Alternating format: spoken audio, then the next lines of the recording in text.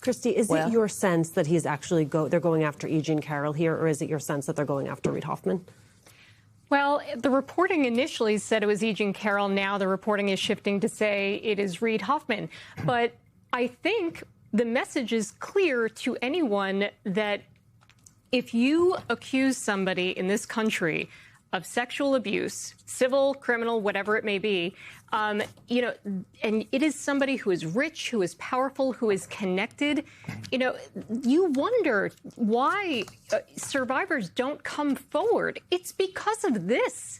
It's because they can find themselves not only dealing with potential civil lawsuits, but now potential criminal investigations. And anybody who helps them, that's the Reid Hoffmans who say, hey, we think it's a good thing that you came forward against somebody who is rich and powerful. We want to help you out in that lawsuit. We think your voice should be heard. Yeah, we're going to come after you too now and criminally investigate you too. I mean, the message cannot be more clear here to survivors of sexual abuse, to people who have been defamed, that when you do so, there could be a cost to you. It is the goal here is to silence them and anybody who may want to help them. And that is so dangerous. That is certainly part of the retribution, but a very, very troubling part. These are the people whose voices we want to make sure are heard. And they are trying everything they can to make sure we don't hear them.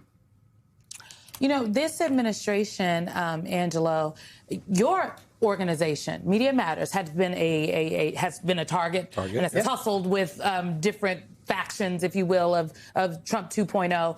But it's not just specifically foundations or just specifically you. They have really taken a blanket targeting, if you will, to organizations that they say have funded what they would call DEI efforts, right? Yep. I'm using air quotes for the people who are listening. Or folks that have supported, again, small d democracy efforts. Let's not forget the Southern Poverty Law Center, again, has also recently been in the crosshairs of this Department of Justice. I've spoken to some former colleagues of mine who are now advising some of these philanthropic organizations. And it's my understanding that they got together a couple months ago to start talking about how they can combat and be ready for things like this from the administration. Yeah, and I think there's a reason why they started to talk about it is because of one of the things that got mentioned already, which is that conspiracy charge.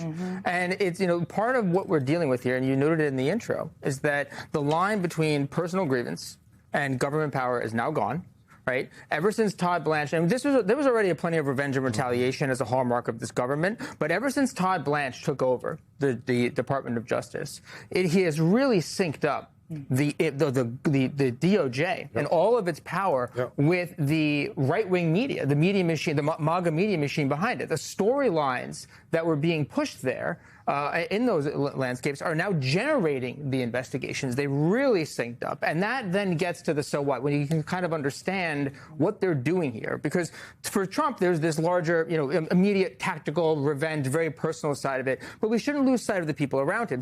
Before Trump got back into office, Stephen Miller had an entire operation that was designed to think about how to deploy resources in this type of way to take out the democratic institutions, liberal institutions, the funding bases behind them, and that's where it all comes together, because they're able to do two things at the same time: satisfy Trump's personal animus, while also deploying government power in such a way where it has a potential meaningful chilling effect and undermining the ability for people to fight back against these attacks. You need people like Reid Hoffman and others. You need civil society. You need foundations and funders that are willing to put money and resources into these fights, into things they care about. That's why donor protections have always been upheld so long and so thoroughly. There was just a Supreme Court case about this. So there are sort of a few things happening here at the same time, but at the end of the day, the line is gone. The DOJ and the right-wing media are basically now one and the same. Clock it.